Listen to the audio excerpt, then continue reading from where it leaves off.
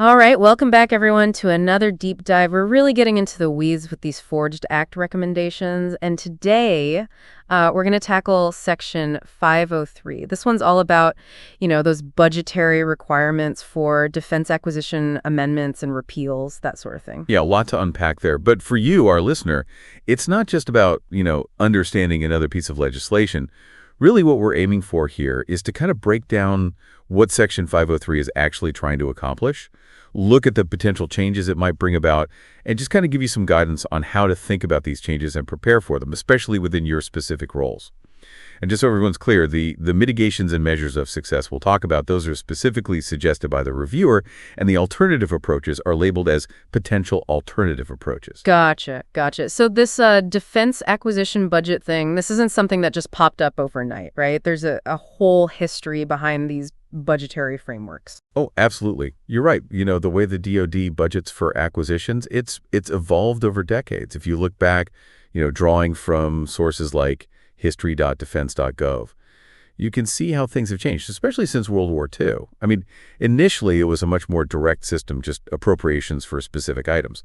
But as technology got more complex and acquisition became more intricate, well, we started to see all these specific budgetary mandates popping up. Yeah, and I seem to remember back in the 80s, the Government Accountability Office, the GAO, had some concerns about this, didn't they? Yeah, they did. And one of the key takeaways from those early warnings, I think, is that, even when you're trying to do the right thing, control things, sometimes those controls can turn into roadblocks themselves. It shows that tension between oversight and efficiency that always seems to be there in defense acquisition. Anyway, back in the 80s, the GAO specifically pointed out that all these detailed budgetary mandates, they even mentioned major programs like the F-35 and ballistic missile defense, were leading to fragmented funding. It made managing things holistically way harder and, ironically, could actually slow down the very acquisitions they were trying to oversee. Yeah, it's like trying to steer a massive ship with 1,000 tiny rudders all going in different directions. A perfect analogy. And this problem, this lack of agility, it didn't just disappear. In the 2000s, the Defense Science Board, you can find their stuff on gsb.t.mile, they were echoing the same concerns. They were emphasizing how these kinds of mandates could really restrict the DoD's ability to adapt to new threats and technologies. It's pretty much the same idea we hear from innovation.defense.gov these days about needing more flexibility in defense innovation and acquisition. Right, so the initial idea, like more accountability, tighter control, might have been well-intentioned, but it sounds like over time it kind of backfired and created new problems. Exactly. Congress, through the NDAAs, the National Defense Authorization Acts, for instance, those in 2006 and 2010, you can find the details on codisreports.congress.gov. They definitely tried to improve oversight. But you know how it goes. Often they ended up just adding more layers of requirements, and that often meant more bureaucracy and, funny enough, even more inefficiency. Yeah, classic case of trying to fix something and ending up with even more to fix. So it seems like they just kept running into these issues, leading to more recent reviews of how acquisition works. You got it. The 2022 NDAA, for example, they had this whole review of defense acquisition processes, and it just emphasized how many of these redundant, outdated requirements were still hanging around. So when you look at Section 503 of S.5618, Senator Roger Wicker introduced it just recently, December 19th, 2024. It's a direct response to this long-standing problem, trying to streamline the defense acquisition budget, make it more modern, and it's a pretty big move. They're trying to repeal over 20 specific provisions. Wow, that's a lot. Okay, so the history lesson's helpful. Definitely see why Section 503 is on the table. But what's it actually trying to do? What are the goals, the desired outcomes of getting rid of all these budgetary requirements? Right. Well, the analysis lays out 5 main desired effects for us. First one, pretty straightforward. Simplifying budget management. Get rid of all the redundant stuff, kind of like, taking your finances and cutting out all the unnecessary steps. Makes sense. Less red tape. Who doesn't want that? What about the second one? Second one is about reducing the administrative burden. The idea is if you get rid of all these extra provisions, it'll free up resources, both time and people, so they can focus on the core mission, actually acquiring stuff. So free up the workforce to actually do the work instead of getting bogged down in paperwork. Exactly. The third one, this is about funding flexibility. With fewer rules dictating how money has to be spent, things should be able to move faster. If funds aren't locked into specific categories, there's more room to adapt, speed things up. Like imagine a new cyber threat pops up suddenly. With this flexibility, they could take funds from, say, a long-term hardware project and immediately use it for defensive software. That would have been a nightmare under the old rules. Yeah, that kind of adaptability seems crucial these days. Things change so fast.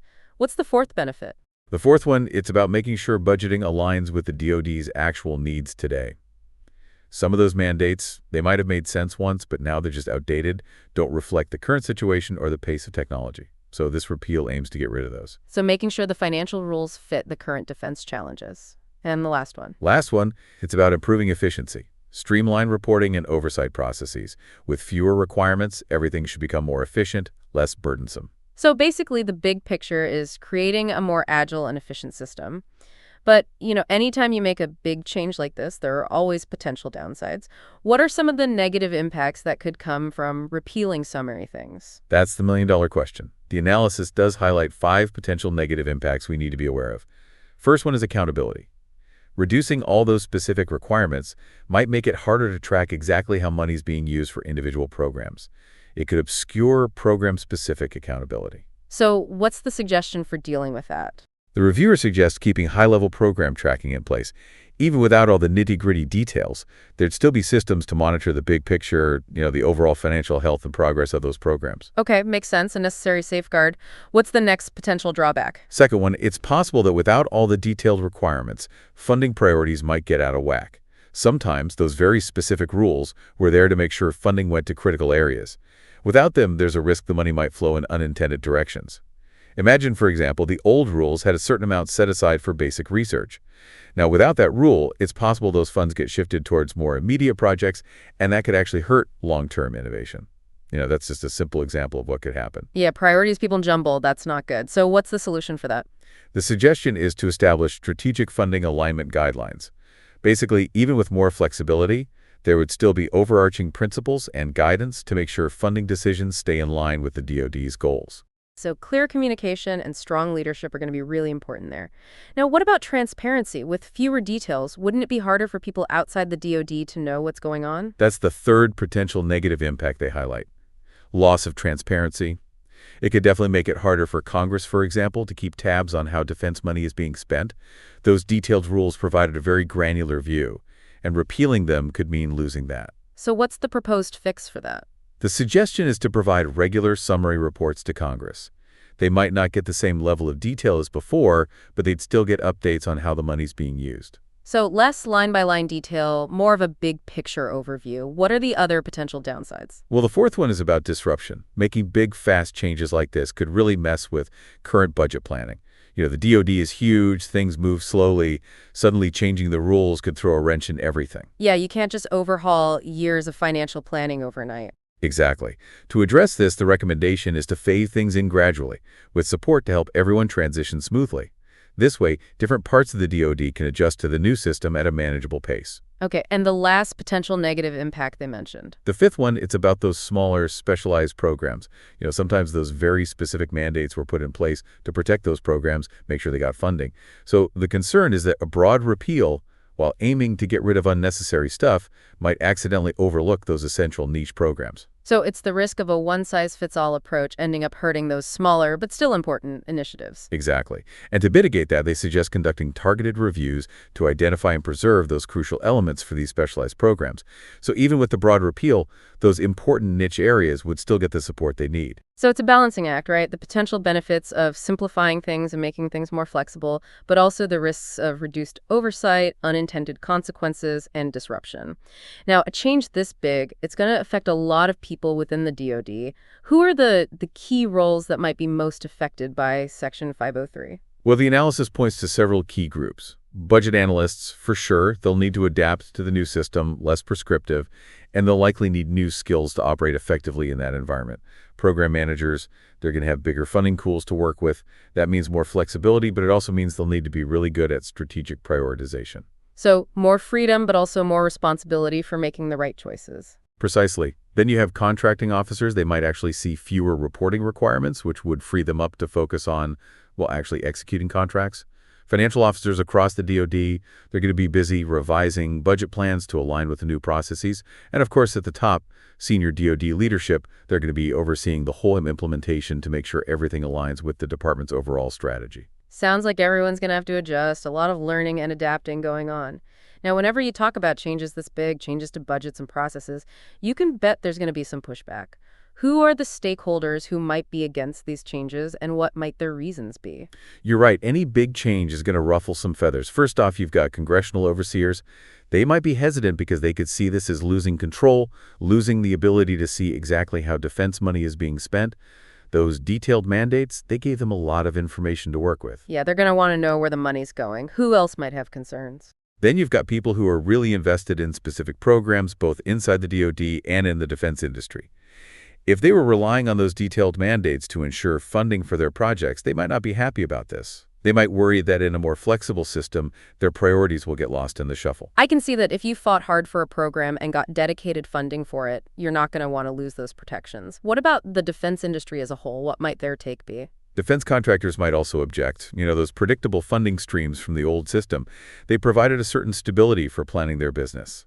More flexibility for the DoD could mean less predictability for them, and that means more uncertainty. So they might actually prefer the old system, even if it was a little clunky. Any other potential opposition? Oh yeah, auditors, both internal and external to the DoD, they could raise concerns.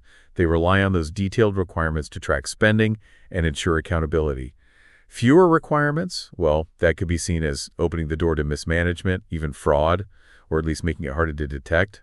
And finally, you have the combatant commands. They might be worried that if higher-ups in the DoD have more flexibility with funding, it could mean their operational needs in the field end up getting shortchanged. So a whole bunch of different stakeholders, all with their own perspectives and concerns about how this might play out. And of course, implementing something like this with new processes and adjustments, it's going to cost money, right? What kind of resource implications might the DoD be facing with Section 503? Yeah, you can't just snap your fingers and make this happen.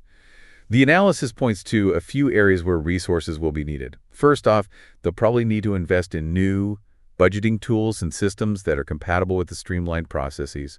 Then they're going to need to train people across all levels on how to work within this new framework. That's going to take time, effort, and resources for training. And at least in the beginning, during the transition, they might need to bring in more budget analysts and support staff to make sure everything runs smoothly and they stay compliant with the new rules. So some upfront costs for tools and training, but hopefully it leads to those long-term efficiencies they're aiming for. Now, how do we know if Section 503 is actually working? Are there ways to measure its success? The reviewer suggests a few key metrics. First, they want to see a 20% reduction in time spent on reporting. Less paperwork, basically. Second, they're aiming for a 15% faster turnaround time for allocating funds to programs. And finally, they're hoping to see a 10% overall improvement in program execution efficiency. The idea is to track these things after they implement Section 503 and see if it's actually delivering the goods. Okay, so those are some pretty specific goals they can track over time. But what if things don't go as planned? What if they run into problems or the results aren't what they hoped for? Did they consider any alternative approaches? Yes, they did. One alternative is a more gradual approach, sort of a targeted cleanup of outdated mandates. They could do this through updates to existing Department of Defense instructions, the .EIs. It would be more incremental, focusing on specific problem areas rather than this huge sweeping change. It could help reduce some of the risks that come with such a big overhaul. Oh, a slower, more careful approach. And the other alternative? The other idea is a pilot program. They could pick a few specific provisions, repeal those, and see what happens in a limited scope. It's like a test run before rolling it out across the whole department. This way they can get feedback, make adjustments, and fine-tune the approach before going all in. Makes sense. Dip your toes in the water before jumping in head first.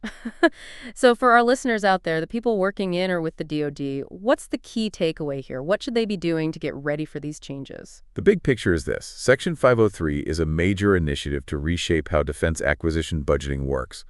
The goals are more efficiency and flexibility, but it's also a big change, and it could have significant consequences.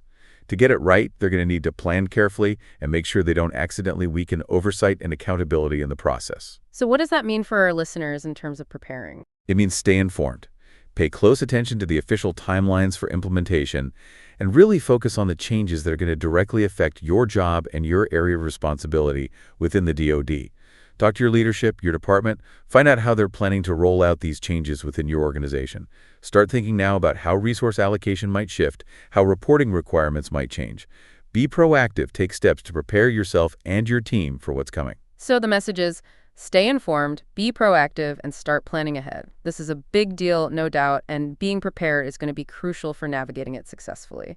This has been really insightful. It's given me a much clearer picture of what Section 503 is all about and what the potential impacts could be. Got to hear it. It's a complex issue with a lot of moving parts, but hopefully this deep dive provided some valuable information for everyone.